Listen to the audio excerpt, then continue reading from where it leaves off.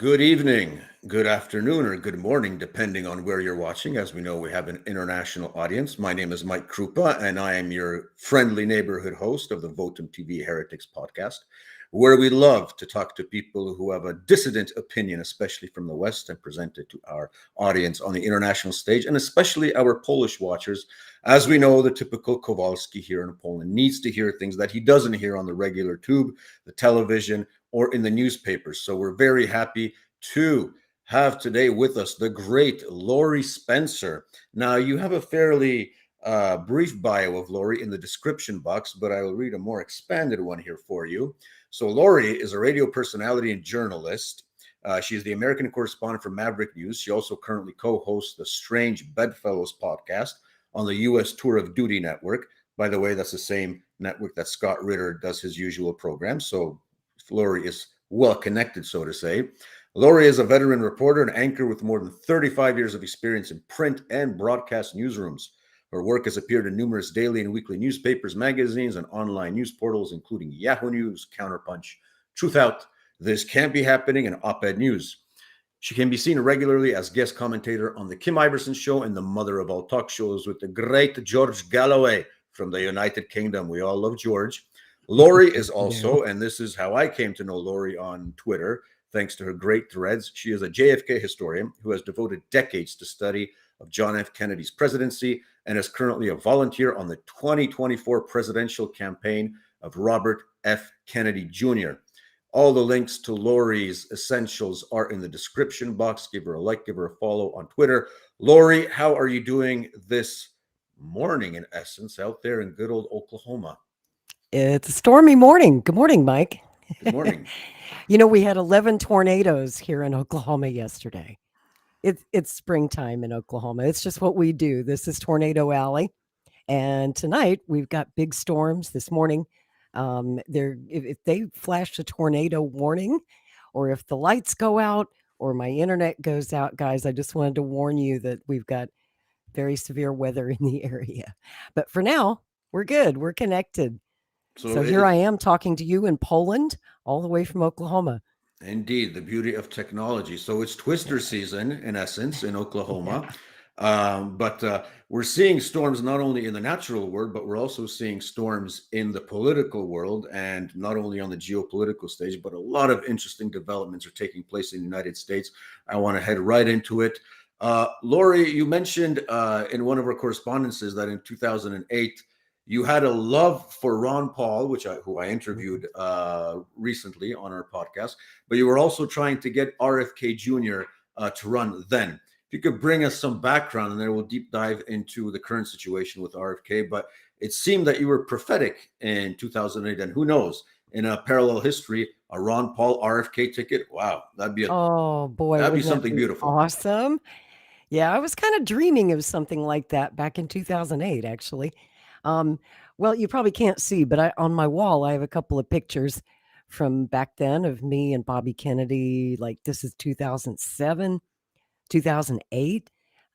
After 8 years of Bush, I felt even then that Bobby was the guy to save America.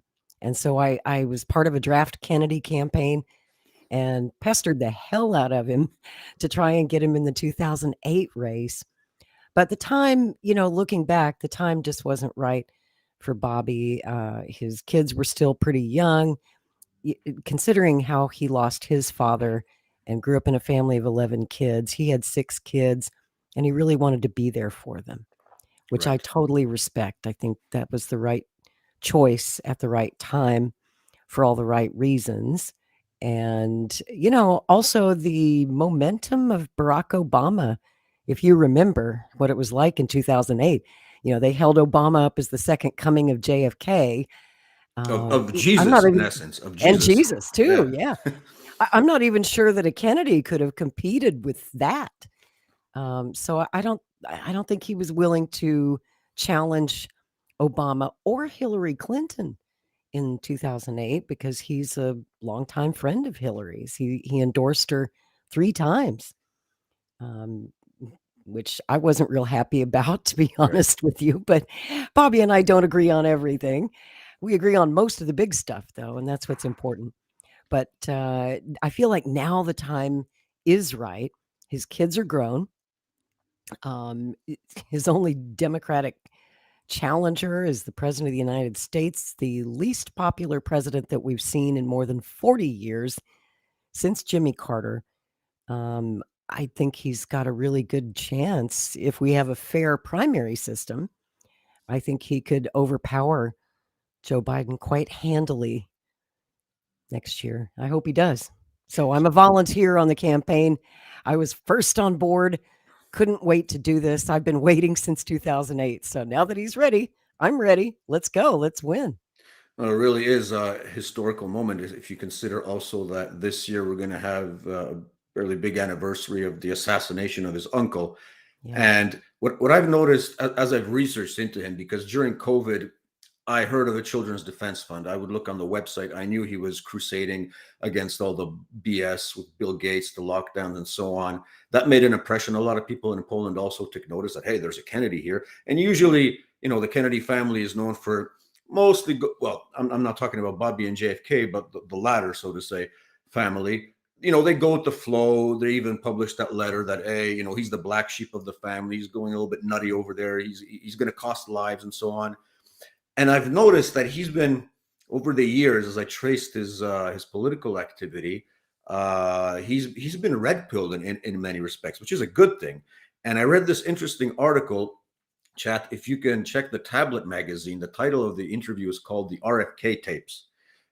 A really fascinating interview. It goes on for quite some time, so it's an hour read, I would guess. It's really good. I Yeah. read that one. But that so far, that is the best deep dive that I've seen into what he really thinks. And a lot of people were saying, "Oh, he's going to avoid, the lockdown issues and the vaccine issues." But no, he takes it straight up, which is really good. So, and I've heard this interesting statement recently that from a lot of, well, maybe not a lot, but a few Trump voters, that the heart says Trump, but the head says Bobby. What do you think?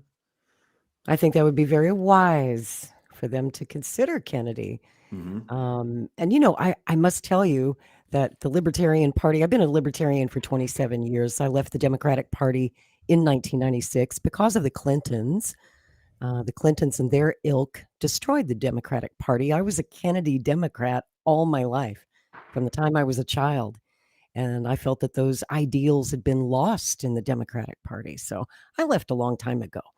And voting for Bobby next year, when I have to change my voter registration to Democrat so I can vote for him, I'm not going to lie. That's going to be painful for me, Mike.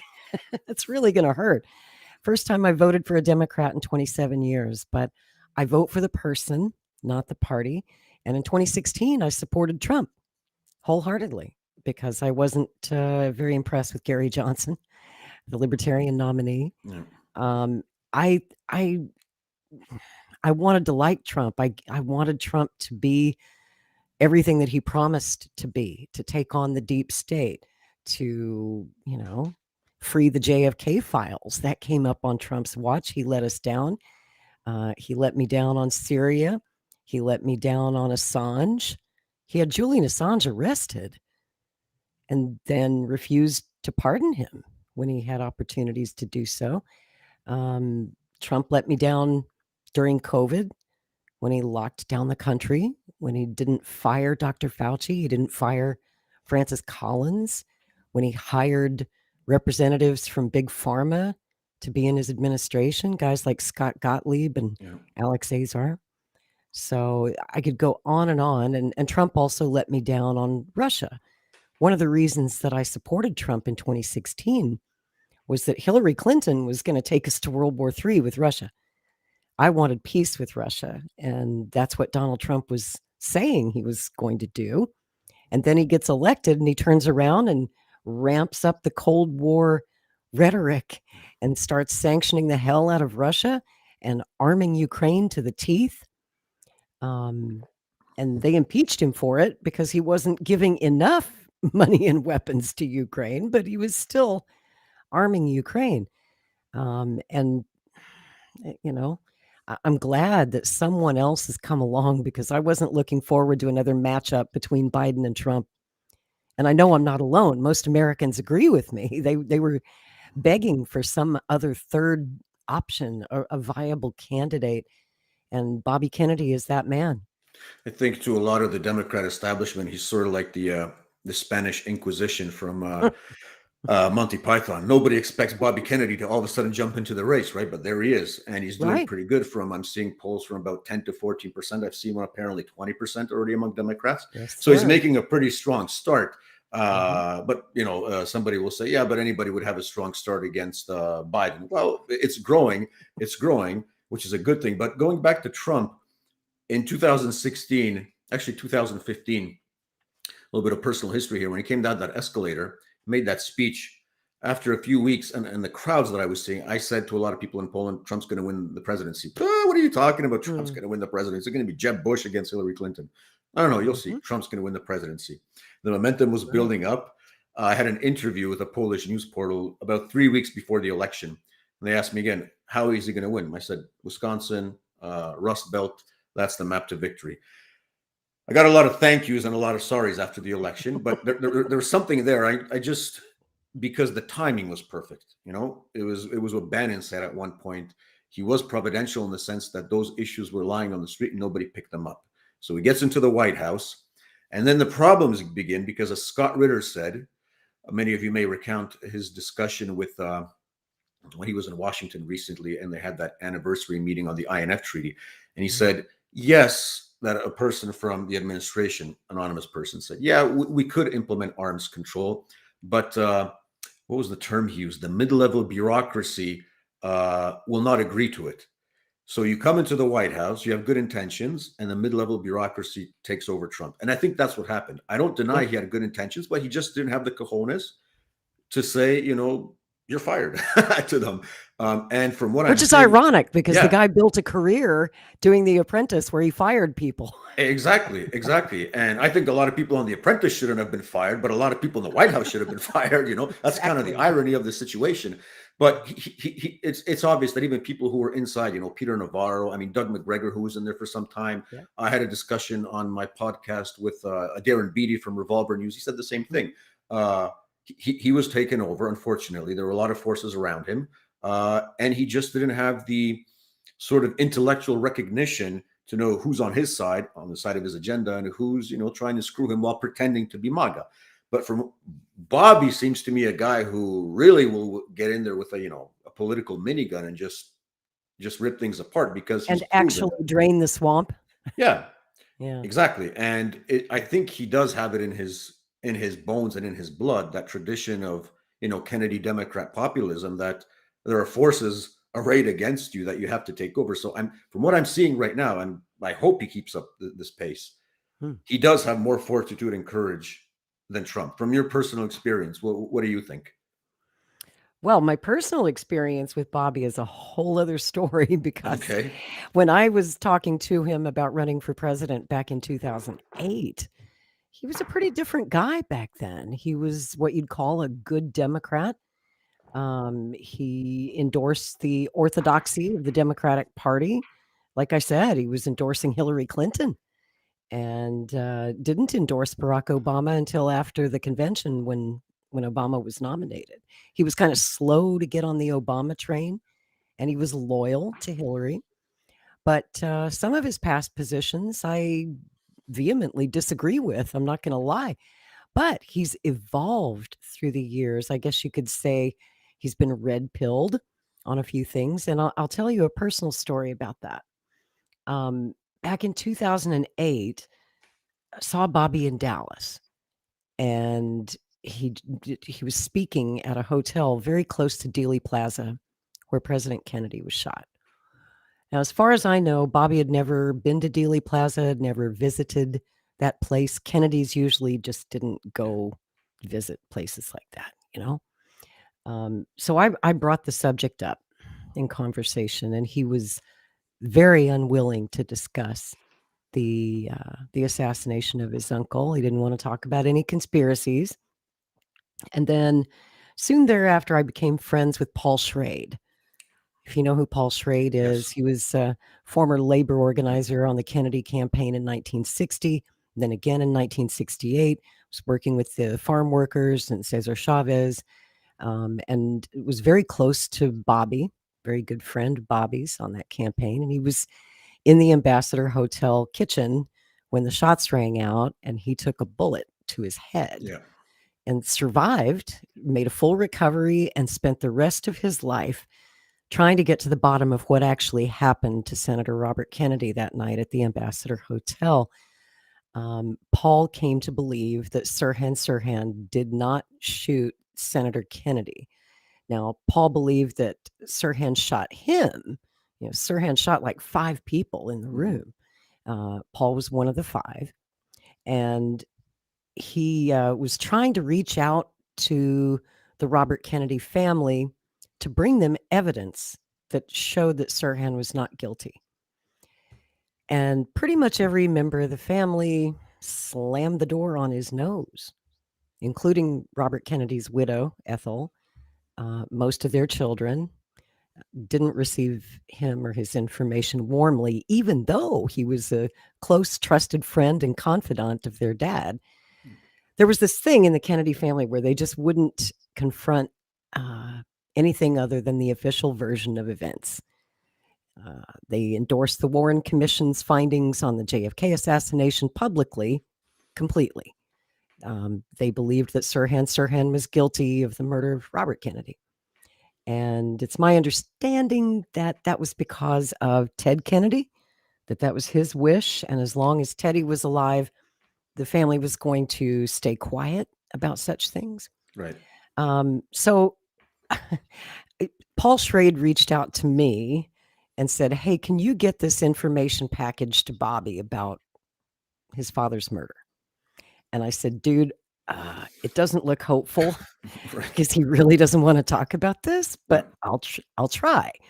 And so I was like this courier in between these 2 men, because Bobby didn't want his phone number and he didn't want to take his calls and he did not want to talk to Paul Schrade. And I kept working on him. I was like, "But Bobby, he's 83 years old. He's not going to live forever. He's devoted 40 years of his life to finding out the truth of what happened to your dad. Can't you at least have lunch with him when you're in LA or something like that?" Because Paul still lived in Los Angeles. Long story short, it took a few years before Bobby was ready to have that meeting with Paul Schrade.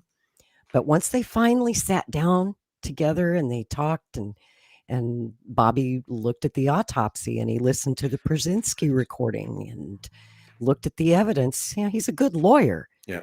And he had to objectively say, there's no way Sirhan was guilty. And he's visited Sirhan Sirhan in prison. He wrote a letter to the parole board last time Sirhan was up for parole, recommending his release. And the parole board agreed. And they were going to release Sirhan, but Governor Gavin Newsom of California put a stop to it. So Sirhan remains in prison. Now he's in his late 70s. He's been in prison for 55 years. 55 years. I don't know if he'll ever see the light of day. It's I think in that recent podcast where well, it was a recording just after his announcement that Bobby did with those 2 guys who do the Jackman brothers? Yeah, the political impersonations. We just had them on Strange Bedfellows last week. Exactly. Yeah, be sure to check out also Strange Bedfellows guys on U.S. Tour of Duty, by the way. Great show. But they asked them about that. So you were the courier who actually sort of mediated between Bobby and him actually seeing finally the autopsy report. Wow, that's well, I gave him Paul Schrade's phone number. Like, please call this man, please. You heard it here on Votum TV, folks. That's wow. That's pretty impressive. It seems that wow, because Paul just passed away last November. He lived to be a ripe old 97 before he passed away, and Paul was sharp as a tack to the end. And they forged a very special friendship. It was late in life, but when Bobby woke up and he and Paul became friends, they became very, very close friends. And I know that was special to Paul towards the end of his life. And Bobby actually spoke at his memorial, I think last month. He was Bobby Kennedy's sort of unofficial, if I remember correctly, what Bobby Jr. would call like his unofficial bodyguard, right? He was a former football player because he was a pretty big guy. Paul was a big guy. Yeah, big guy. He's the one standing behind Bobby in Ambassador Hotel with the glasses, I think, Mhm. to his right, just when he was announced, because that place was packed That's right. during that event. But wow, okay, well, certainly, He's definitely a a good deep man. dive. I miss Paul Schrade. He was an amazing man. He's buried in California. If I'm I think so. in California, Yeah. okay, Los interesting. Angeles. And the same because Paul passed away, but also the guy who everybody suspects actually did Bobby Mhm. Sr. also passed away in the Yeah. Philippines, I believe. Yeah, in Bobby, 2020, it yeah, was, Thane Eugene Caesar, exactly, the rent-a-cop, the security guard with suspicious intelligence connections who was standing right next to Senator Kennedy and had the best opportunity to deliver the fatal shot to his ear. right. Yeah. Connected apparently with Langley at some point, and Boeing, and with Yep. visceral hatred for the Kennedy Lockheed. family. Lockheed, yeah, Mhm. Yeah. interesting.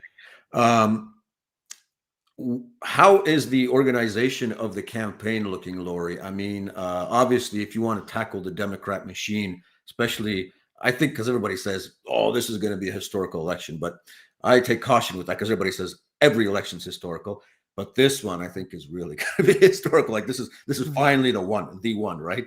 Yeah, it's Because interesting, isn't it, how Biden's big theme is it's a battle for the soul of the nation? right, I think this time it really is a yes, battle for the soul of the nation to define what kind of nation the United States wants to be in the yeah. 21st century. Are we going to continue to be the bully of the whole world, or are we going to try and live up to our standard, our ideals?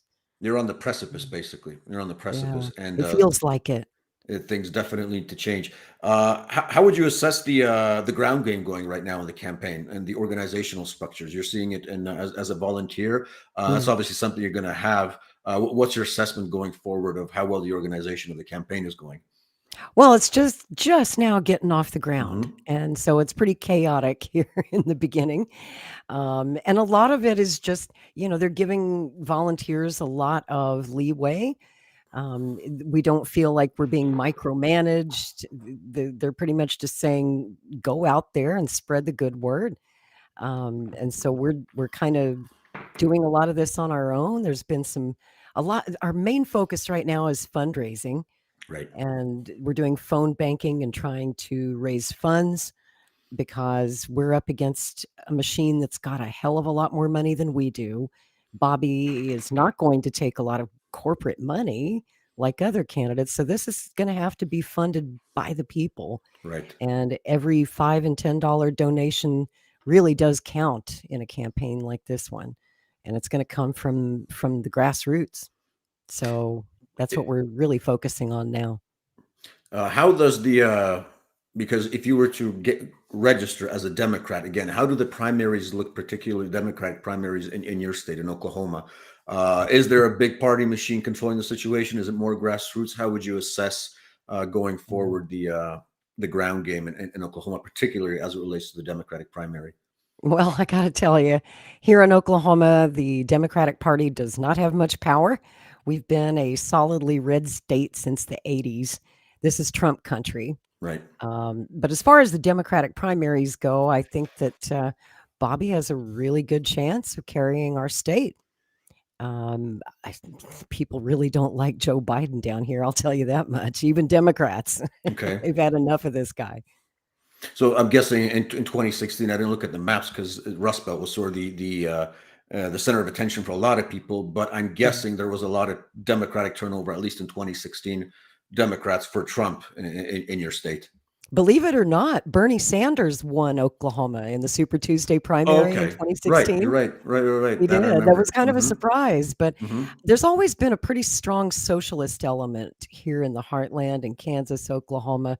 And that goes back to the days of Woody Guthrie and the Dust Bowl of the 1930s. But our Democratic Party tends to be pretty far to the left Hmm. in the heartland of America. So when you look at it that way, it wasn't that much of a surprise that Bernie would win Oklahoma. He did really well here. I think Bobby will too. Perfect. Well, he as I mentioned in our discussion before the talk, what makes him interesting, what makes me happy, is that Bobby on his not only is it campaigning, but he has time to do his podcast and audience. If you recall, you can. I think he has a Spotify site Mhm. also where you can check out Bobby's podcast. But he's interviewed people you've seen on our show and with Mhm. on Lori's show. Scott Ritter is one. Yeah. Colonel McGregor is one, and Ben Abelow, who wrote a very nice booklet about how the West provoked the war in Ukraine. So the more he's being pushed, the better people he's interviewing, and he's not backing down, which is great because Yeah. one of the things that I was kind of worried at the beginning that uh, and I noticed you pushing him in the right direction on Twitter, and I'm pretty sure a lot of people also did that. Some people believe he was kind of softening his approach to Fauci after writing such a great book and a takedown. Mm. But then he came back with another tweet saying, "No, no, no. Obviously, there has to be justice." So yeah, you Yeah. you have to keep him in the arena, so to say, and on point. But as long as he has that momentum going behind him, he's definitely going to. I think he prevails if things go in a just way, and they do have the primaries, That's a and big if. that's a big if. And if they have Mm. the debates, which they said they already won't have, but Right. it's kind of hard for me to imagine that there won't be a backlash if there's not a debate with Bobby still in the race. I mean, I don't think that'll go over well. Just from a purely, I mean, even if there are sincere Biden voters who at least adhere to some notion of justice, going to say, yeah, but I mean, we're But talking have a about democracy. debate. Let's have a debate. Right. Exactly. Why not? Mhm. Um, how do you see the Watergate literally defending themselves and saying, no, we're not going to debate? I mean, what arguments can they use that'll All they persuade can people? say is what they're saying now is they can say, well, he's the incumbent president and we don't have to Hmm. because, it's just kind of the tradition that usually an incumbent president doesn't have any challengers. And so there usually aren't any debates on that side. And, my advice to Bobby, and he wouldn't like it much, is that he should switch parties. He should get the hell out of the Democratic Party because the process is rigged. He's not going to get a chance to debate. He's not going to get a chance to have a fair primary. We all saw what they did to Bernie Sanders twice. It's not going to be a fair convention because of super delegates.